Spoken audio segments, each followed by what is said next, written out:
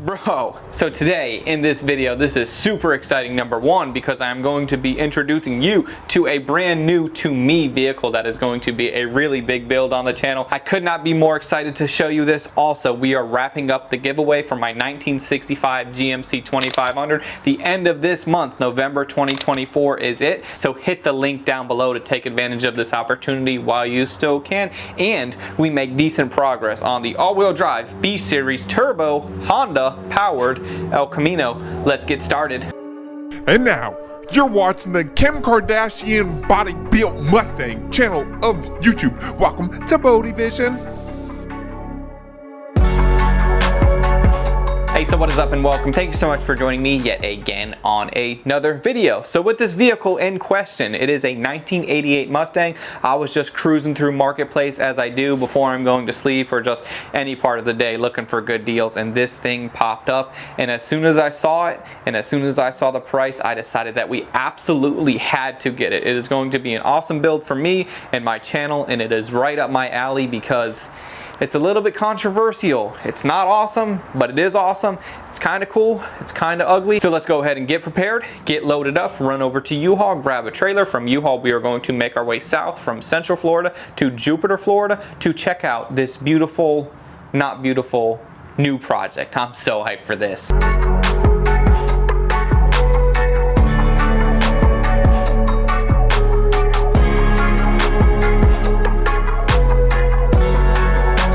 So here we are. I just got off 95. I am actually going about a mile, then switching over to the Turnpike South. So we should be seeing this wide body beauty here pretty soon. I'm gonna be there in about 30 minutes from now. We'll check into that. We'll see what's going on. We will get it loaded up on the trailer and then bring it back to the shop. Man, I cannot wait to see this thing. This thing is right up my alley. Great price. And I hope you're excited for it, because I definitely am.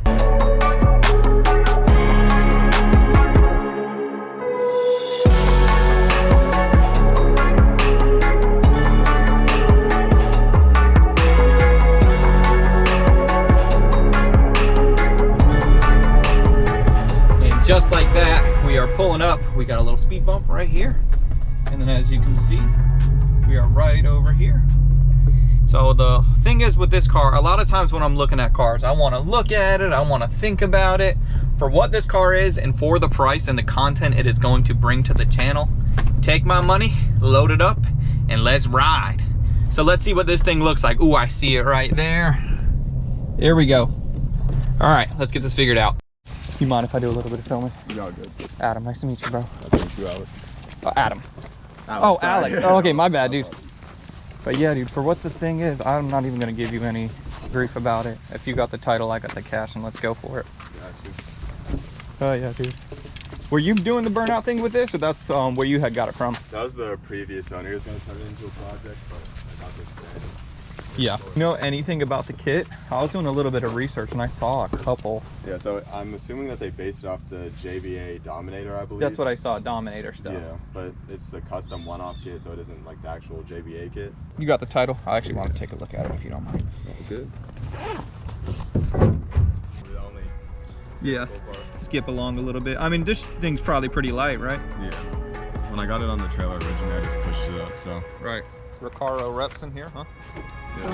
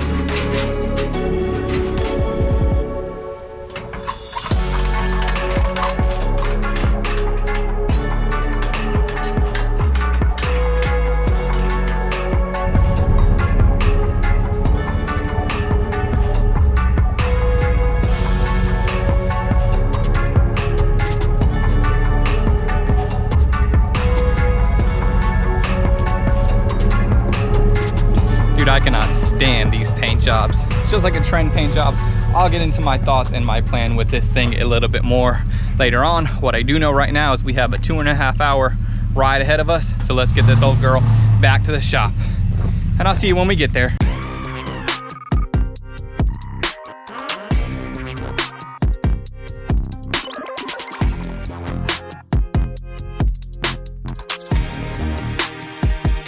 All right, so we got Widebody Betty back there. We're gonna have to think of a cool name for this thing, dude. It is ugly, an ugly duckling. I hate this paint job, number one, because I know it looks kind of cool, but what I do hate is a trendy paint job. Some of you guys might like it right now, but if I asked you again in a year or two if you liked it then, no.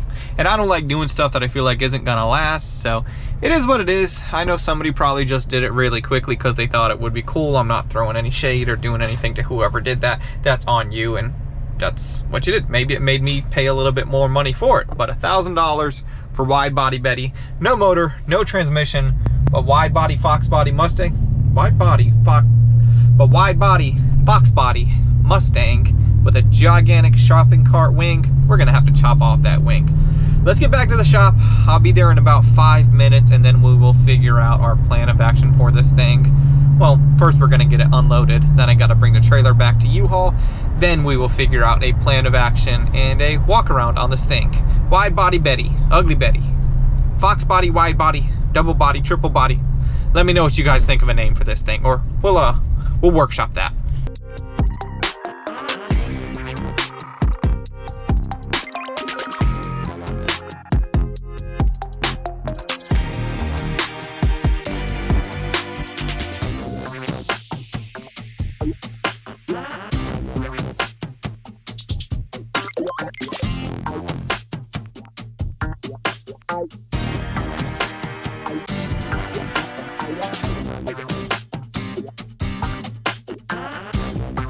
Bro, so here it is, 1988 full metal body, wide body, so solid. I mean, dude, look at this wing, how solid it is. I mean, dude, look at this. That's insane. You think it's fiberglass? It's not fiberglass. Dude, this is all metal, and what's crazy about this car is it's not just kind of hackery. Whether you like the way that it looks or not, you gotta respect the work that was put into this thing. The wheel tubs were extended to meet the body over here. I want to do a little bit more research. There's got to be information out there about this car. What I suspect to have happened, and this is all just speculation, it was probably built a long time ago to be like a crazy 90s or 2000s show car. Then eventually it probably sat. I know for sure some young guys got a hold of it, number one, because who I bought it from was a young guy. Now there's nothing wrong with young guys building vehicles, but they do certain things like weld diffs. This thing has a welded diff, which it was set up as a burnout car, but that's just kind of to make a mockery of a build. I mean, don't get me wrong, I like a burnout car, but this thing is kind of something special. So it has a welded diff. It has this kooky paint job that was pretty trendy on the internet about a year or two ago. I see it dying down a little bit now, which is all good. So the paint job will definitely go. Also, coming around over here to the engine bay, we have a blank canvas, which I like that.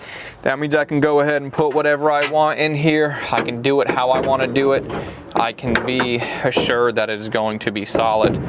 Now, I was told, oh, this is getting crazy. Oh!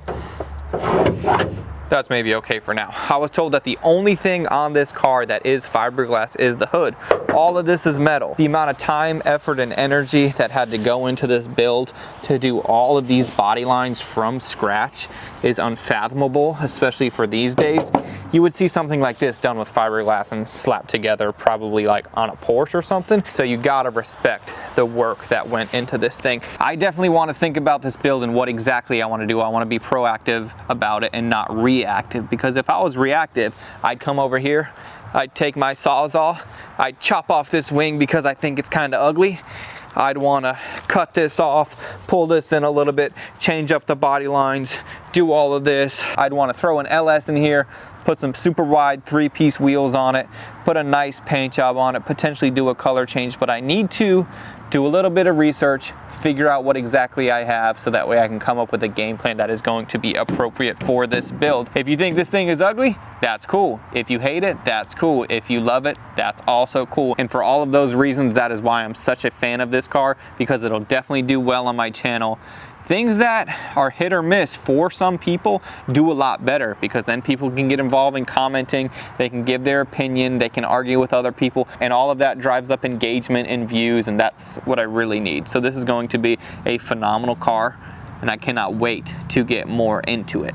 So as I'm coming up with a game plan for this thing, I'm going to want to start sorting pieces and parts, figuring out a motor. All of that is going to take time, but in the meantime, we have to get back to work on El Chapo, the all-wheel drive B-Series Honda swapped El Camino, where I took an El Camino CRV, made one vehicle, which is really cool. Right now, what I really need to focus on is working on the interior and mainly the dash. So if you can see, hold on, I'm coming in over here.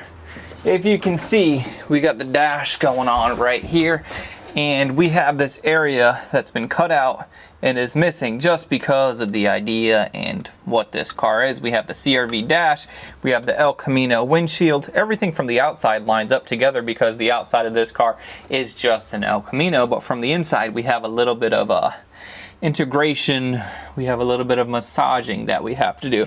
So what I'm thinking is, I still would like to be able to get to some of this wiring since we have such limited access with how close the windshield is. So I want to build a dash mat that takes the shape of the bottom part of the windshield and that sits right along this edge. We will have to have an opening right here for these functioning AC vents because these still work. We will still have AC in this car, and this cabin is so small compared to the CRV. I think it should be able to cool it down pretty quickly. We also have the gauge cluster over here on this side that my head is in the way of, but either way it's right there. But we need to be able to get to the top of this, and it would make the disconnection easier. So I want to just do a dash pad that's going to be custom, and then maybe I can Velcro it in there, or we can run some screws, or I'm sure we can figure something out to make a cool dash pad. So what I want to make it out of is fiberglass. I do have a little bit of experience with fiberglass making fenders and body kit type stuff. So the first thing that I want to do is I want to lay out my standard masking tape so that way we don't get fiberglass sticking to this. After I do the masking tape, we are going to go with an aluminum tape so that way the fiberglass can disconnect from that aluminum. So let's start laying out some tape, then I will lay out some lines. I might put a metal rod from this corner to this corner just so that way we have some shape, and we will figure it out as we go. What I do know right now is we need to get started, so let's go for it.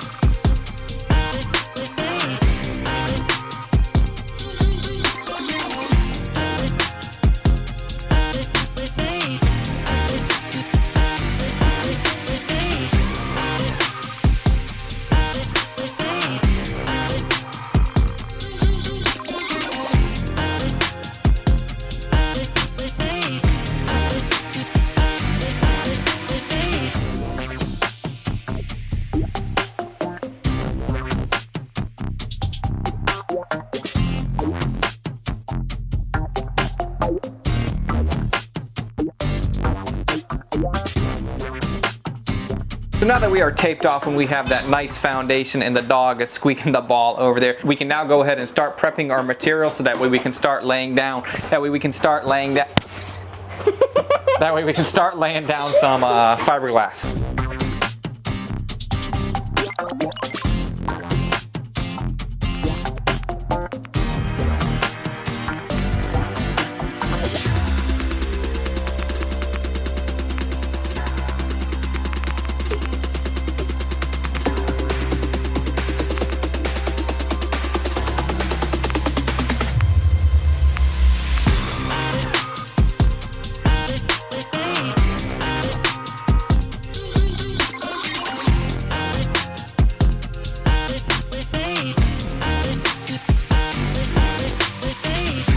Alright, so we have our foundation down. I also like to put a little bit of a wax on top of that foil. It's almost like a release wax, so that way when I go ahead and I pull off the fiberglass, it'll come off easily. Also, as I'm mixing this up, what it calls for is for every ounce.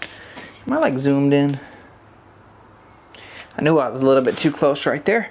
So what it calls for is for every ounce, I did about 8 ounces here. For every ounce is 10 drops of hardener.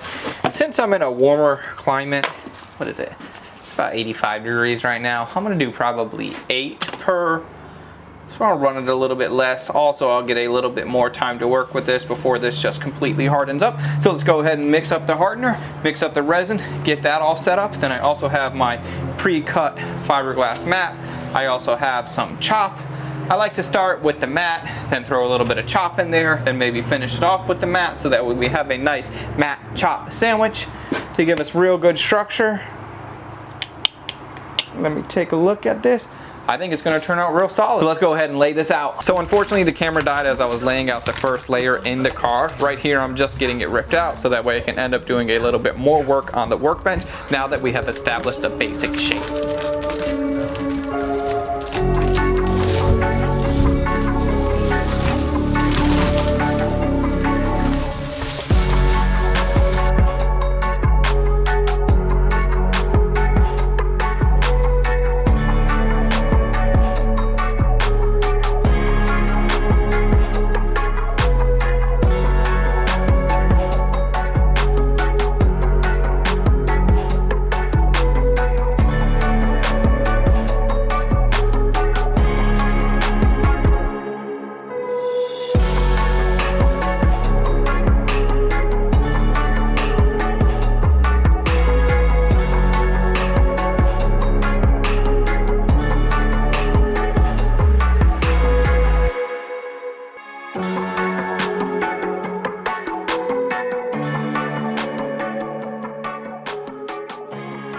Alright, so we got this looking pretty crazy at this point. So what I did is I did a thin layer while it was up here, and since it's such a pain to get in here, what I did was I took it out. It was really flexible since it just had 1 or 2 layers of fiberglass in here. Then I did another 2 layers on the bench, and while it was still wet and malleable, I put it back on the dash so that way it can harden and dry in the proper shape. If I would have left it on the bench, it would have been not the correct shape. So it's dried overnight here.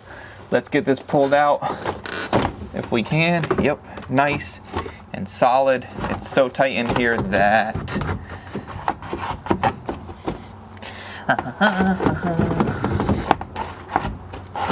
this thing is stuck in here at this point. I think once I make this cut, because I need to trim it over here, I'll be able to get it out a little bit easier. Talk about fitting like a glove when it is stuck. Okay, that wasn't too bad.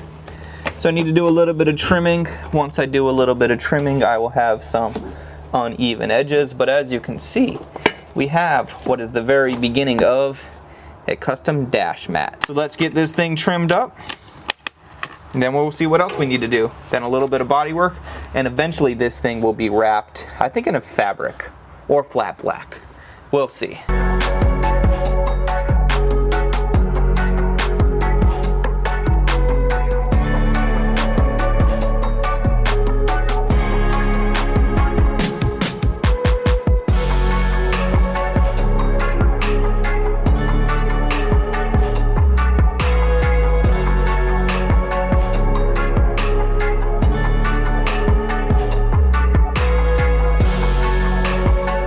Alright, so let's check this out.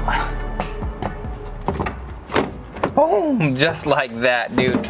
Look how awesome this looks. It's crazy because this dash is so tiny, but really a lot of the dash is kind of in the engine bay compared to how the El Camino was laid out and how the CRV was laid out, but we are at the mercy of a couple different items. We need the dash to be in here for the CRV, and we need the windshield to be where it's at for the El Camino. So it kind of just worked out this way. I'm really happy with how this is shaping out. Now all I got to do is refine it. I have not decided yet whether I'm going to paint it like a flat black, like this trim right here, or if I want to do something to match the inserts of my seats. That's what I was thinking initially, and we still might want to go that direction. Either way, right now I don't need to worry about any of those specifics. I just need to worry about refining this and making it look as good as possible. Maybe smoothing it out just a little bit more in some of these areas. Like from right there to right there, I kind of want to take some of that low spot off. Okay, and then I'm going to do a little bit of body work on this thing, then get it into primer. Once it's fully smoothed out, we can then decide if I want to paint it flat black or fabric. I'm thinking the fabric will be better. No matter what I choose, it has to be smoothed out, because believe it or not, if this is rough and wavy, you put fabric on top of it, it's still gonna be wavy. So although we are looking really good, we still have a little bit of work to do.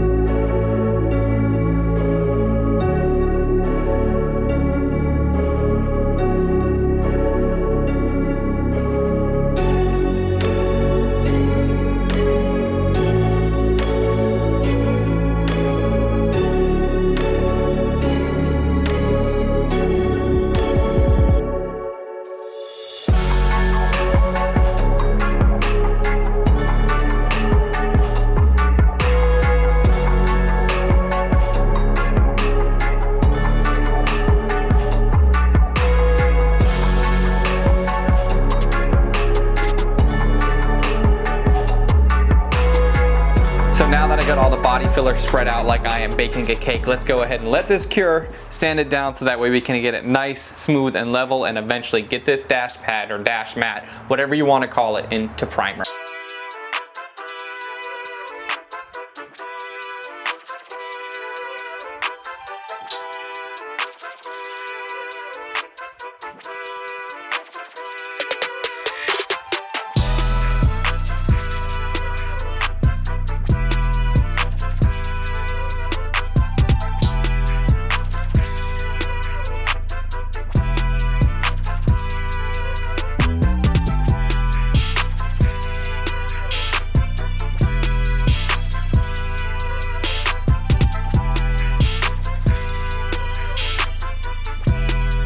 So here we are, after a little skim out action.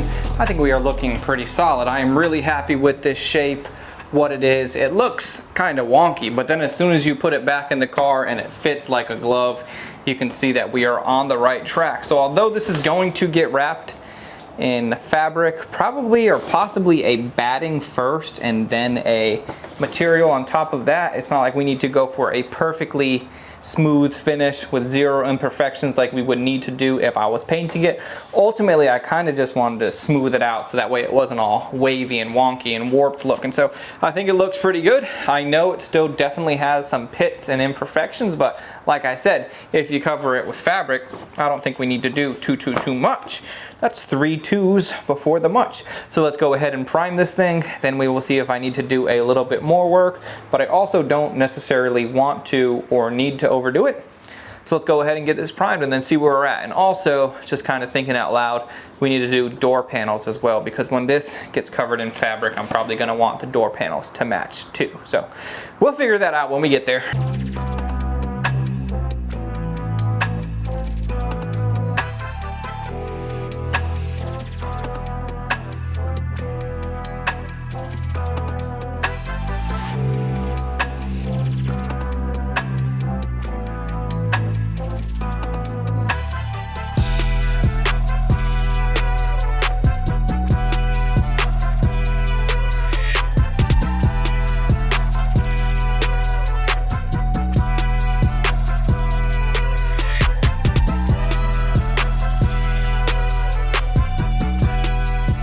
So super pleased with the progress thus far. If you can take a look at what we got. So you can see I went ahead and primed it, then sand it down so it is nice and solid in there. It makes such a difference having that there. As you can see, that's how it was. Just pop that guy in there with one hand. Fits like a glove, super solid. Seeing it from both sides is pretty neat. As you can see, it just finishes everything off. Let me pull around and show you the other side. If we do a little dance over here around the car, so you can see, goes around the cluster, everything looking super solid. Dude, I love that. I'm gonna have to replace my windshield. I'll do that eventually, but it's so awesome to me to do all this stuff from scratch and going the extra distance to integrate this full body swap. I mean, where would you ever see a Honda CR-V dash and an El Camino? And it's also crazy how much space we have in the cabin because the dash is so far forward, but really the majority of the dash is underneath the windshield, but that's just how it worked out doing an El Camino CR-V. And it's working out, man. So at this point, I think this is the last that you are going to see of this piece until we get it wrapped. I want to do something to match my seats so that way we can tie the interior all together. And like I mentioned a little bit ago, we got to work on door panels and just some other stuff. So it's late now. We will see where this video goes first thing in the morning.